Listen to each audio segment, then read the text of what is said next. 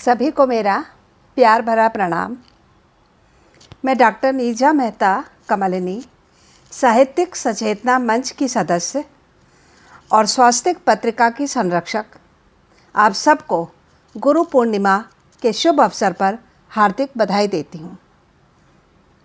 आज इस वीडियो के द्वारा मैं आप सबको बताना चाहती हूँ कि साहित्यिक सचेतना मंच को स्थापित हुए 2 वर्ष हो गए हैं और इस मंच ने इन 2 वर्षों में भारतीय दर्शन, मानव शरीर के निर्माण के मूल तत्वों तथा उनके विशिष्ट कार्य और महत्व के साथ ब्रह्मांड के निर्माण में क्या योगदान है और क्या महत्व है, इसकी प्रति सप्ताह विस्तृत चर्चा तो करते ही हैं, साथ ही साहित्य के साथ इसको जोड़कर लेखन के लिए विषय भी देते हैं।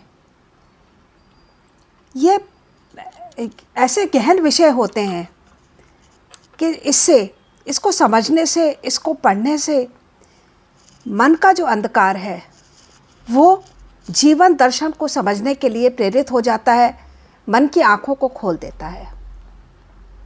सबसे महत्वपूर्ण बात यह है कि साहित्यिक विधाओं जैसे लेख, भाव पल्लवन, कहानी, कविता आदि कई विधाओं में विषयों को समेटकर लिखने से और पढ़ने से अधिक स्पष्टता भी आ जाती है। इस कठिन एवं गहन विषय को समझना सरल तो नहीं है, लेकिन उनका तरीका, जो उनका विधि है, जिस विधि से वो बताते हैं और जिस विधि से वो लिखने को देते हैं और पढ़ने को मिलती है तरह तरह की रचनाएं, चाहे गद्य हो या पद्य हो, तो उससे काफ़ी इस विषय को समझने में सरलता आ जाती है। इन 2 वर्षों के अनुभव के आधार पर कह सकती हूँ कि मैं मंच पर अधिक सक्रिय तो नहीं हूँ, लेकिन जो भी सुना पड़ा उसका जीवन के हर क्षेत्र पर प्रभाव पड़ा है।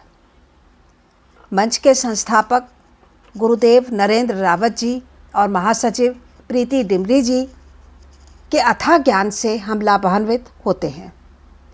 वो विचारों की गहनता को सरल शब्दों में हम तक पहुंचाते हैं और इसी कारण मंच के सभी सदस्य उनको गुरु के रूप में सम्मान देते हैं। मैं गुरु पूर्णिमा के इस अवसर पर गुरुदेव नरेंद्र रावत जी को नमन वंदन करती हूँ। धन्यवाद।